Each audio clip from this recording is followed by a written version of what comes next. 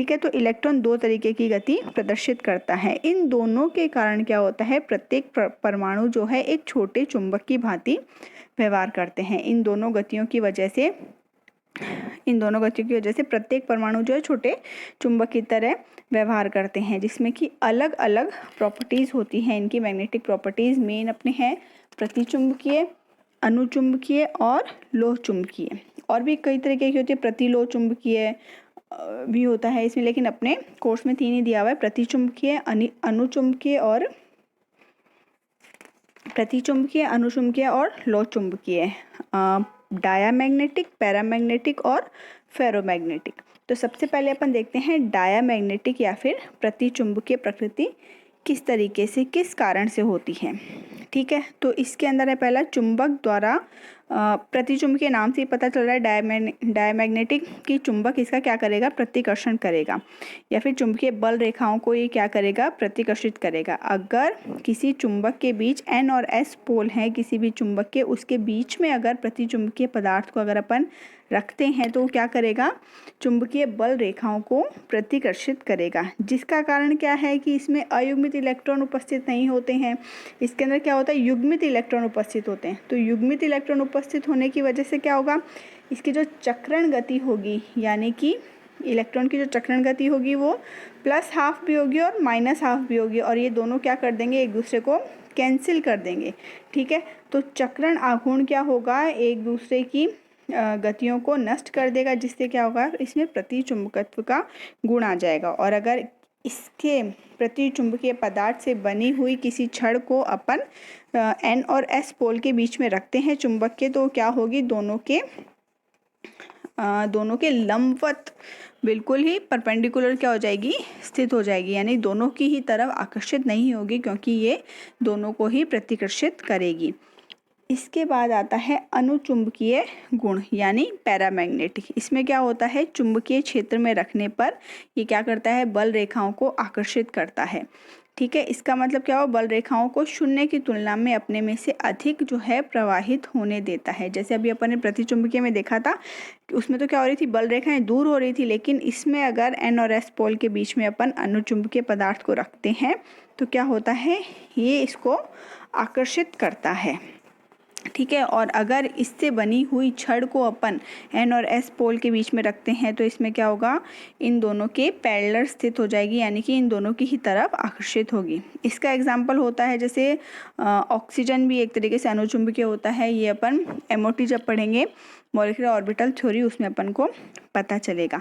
अब चुंबकीय आघूर्ण क्या होता है, इसे म्यू से व्यक्त करते हैं, म्यू B से व्यक्त करते हैं। ये होता है बोर मैग्नेटॉन, और इसकी इकाई क्या होती है, डिबाई इकाई होती है, डिबाई से व्यक्त करते हैं इसकी इकाई को, और इसका फॉर्मूला होता है EH/4πmc। ठीक है, BH हो गया आपका बोर मैग्नेटॉन, E हो गया इलेक्ट्रॉन पर आवेश, H हो गया प्लैंक कांस्टेंट, H/4π ये आपके कांस्टेंट है, पाई की वैल्यू 3.14, M हो गया यहाँ पर आपके ग्राम में भार, और C हो गया यहाँ पर प्रकाश का वेग। इसके बाद अपन देखते हैं लोह चुंबकीय पदार्थ। लोह चुंबकीय पदार्थ क्या होते हैं, फेरोमैग्नेटिक बोलते हैं इनको। ये क्या होते हैं, अनुचुंबकीय पदार्थों का ही विस्तृत रूप होता है, यानी कि इसमें अधिक स्थायी चुंबक बनते हैं। जैसे कि इसमें अयुग्मित इलेक्ट्रॉन उपस्थित होते हैं अनुचुंबकीय के अंदर, और लोह चुंबकीय में भी क्या होते हैं, अयुग्मित इलेक्ट्रॉन उपस्थित होते हैं, लेकिन उनका ये विस्तृत रूप होता है, यानी कि ये उनसे भी ज़्यादा स्ट्रॉन्ग चुंबक की तरह व्यवहार करते हैं और चुंबकीय बल रेखाओं को अपने में से प्रवाहित होने देते हैं। इसका एग्जाम्पल है अपना आयरन। ठीक है, इसके लिए म्यू B का मान होता है N+2 का होल रूट। ठीक है, इसको गॉय विधि द्वारा क्या करते हैं, इसको एक्सप्लेन करते हैं। ठीक है, गॉय विधि द्वारा पहले से तोला जाता है, फिर इस पर जो है पहले नॉर्मल तुला में इसको तोलते हैं, इस पर जो है फिर मैग्नेटिक फील्ड लगाया जाता है, फिर पदार्थ के भार में जो अंतर आता है, जैसे प्रतिचुंबकीय भार में तो क्या आएगा, भार में कमी आएगी, क्योंकि अयुग्मित इलेक्ट्रॉन उसमें अपसेंट होते हैं, और चुंबकीय आघूर्ण क्या होता है, 0 होता है। तो बाह्य चुंबकीय क्षेत्र लगाने पर क्या होगा, प्रेरित चुंबकीय क्षेत्र उत्पन्न होगा, जो कि लगाए गए चुंबकीय क्षेत्र के विपरीत दिशा में होगा, इसलिए बल रेखाएं प्रतिकर्षित होगी, और इससे क्या होता है, इसका भार जो है वो घट जाता है। ये अपन पढ़ेंगे गौड़ तुला के अंदर। अब मैंने आपको पहले ही क्लासेस में बताया था कि जितने अयुग्मित इलेक्ट्रॉन होंगे उस हिसाब से क्या आता है इनका चुंबकीय आघूर्ण अपन ज्ञात कर सकते हैं। कंपटीशन एग्जाम के हिसाब से अपन को निकालना नहीं पड़ेगा। जो ये फॉर्मूला दे रखा है ना, mu B is equal to root में क्या है n+2। n यहाँ पर क्या है, n है यहाँ पर अयुग्मित इलेक्ट्रॉनों की संख्या। तो या तो अपन से पूछा जाता है तो अपन को इसको कैलकुलेट करने में थोड़ा सा टाइम लगेगा, लेकिन अगर अपन को थोड़ी सी ट्रिक पता हो तो अपन ऑप्शन देख के टिक कर सकते हैं। जैसे अपने पास D1 से लेकर D10 तक का कॉन्फ़िगरेशन है, तो D1 के अंदर कितने अयुग्मित इलेक्ट्रॉन होंगे, एक, और उसके बाद जो सारणी में आपको दिख रहा होगा पहले दे रखे हैं आपको कॉन्फ़िगरेशंस, उसके बाद दे रखे हैं अयुग्मित इलेक्ट्रॉन्स, और उसके बाद दे रखे हैं आपको इनके चुंबकीय आघूर्ण के मान यानी कि म्यू के मान। तो अगर अपन देखें D1 के अंदर कितने हैं, एक इलेक्ट्रॉन है, अयुग्मित इलेक्ट्रॉनों की संख्या 1 हो गई, तो इसकी वैल्यू कितनी होगी, 1 पॉइंट समथिंग होगी। ठीक है, अगर आपके पास ऑप्शन में है 1 point something, 2 point something, 3 point something, 4 point something, तो आप फटाफट टिक कर सकते हो कि जितने अयुग्मित इलेक्ट्रॉन होंगे लगभग उतनी ही अपने पास म्यू का मान होगा। तो आप फटाफट टिक कर सकते हो 1। जैसे अपने पास है D3, तो अयुग्मित इलेक्ट्रॉन की संख्या कितनी हो गई, 3, तो वैल्यू कितनी होगी, 3 पॉइंट समथिंग के आसपास, जैसे इसमें दे रखी है 3.85। तो 5 कक्षक है अपने, तो 5 कक्षकों तक तो क्या होगा, सिंगल सिंगल इलेक्ट्रॉन्स भरे जाएंगे, लेकिन जैसे ही D6 कॉन्फ़िगरेशन आता है तो उसके अंदर क्या होगा, इलेक्ट्रॉन्स की पेयरिंग स्टार्ट हो जाएगी।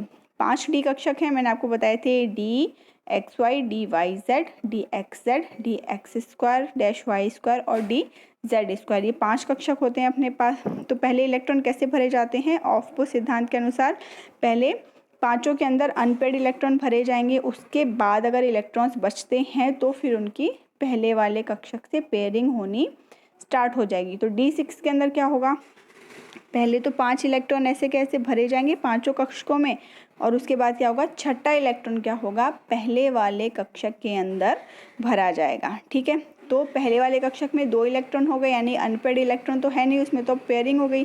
तो कितने इलेक्ट्रॉन्स बचे, 4 इलेक्ट्रॉन्स बचे। अनपेड इलेक्ट्रॉन कितने बचे, 4 अयुग्मित इलेक्ट्रॉन बचे। तो चुंबकीय आघूर्ण का मान क्या हो जाएगा, 4 पॉइंट समथिंग के आसपास। तो इसमें दे रखा है देखो 4.90। इसी तरीके से अगर अपन D8 में देखें तो पहले 5 इलेक्ट्रॉन भरे जाएंगे, बचे 3 इलेक्ट्रॉन, शुरू के 3 कक्षकों में भरे जाएंगे। तो कितने अयुग्मित इलेक्ट्रॉन बचे अपने पास, तो इसके म्यू का मान कितना हो जाएगा, 2.0। इसी तरीके से अगर अपन देखें तो D10 में क्या होगा, 10 इलेक्ट्रॉन भरने हैं, 5 कक्षक हैं, पांचों कक्षकों में 2-2 इलेक्ट्रॉन भरे जाएंगे। तो क्या होगा, इसमें एक भी अयुग्मित इलेक्ट्रॉन नहीं होगा, तो n की वैल्यू क्या हो जाएगी, 0। तो अगर अपन इसमें n की वैल्यू रखते हैं तो क्या आ जाएगा, उसमें 0 आ जाएगी उसकी वैल्यू। ठीक है, तो ये था ट्रांजिशन मेटल एलिमेंट्स के 2 तरीके के गुण, एक तो मेटेलिक प्रॉपर्टीज़ और एक मैग्नेटिक प्रॉपर्टीज़। Thank you.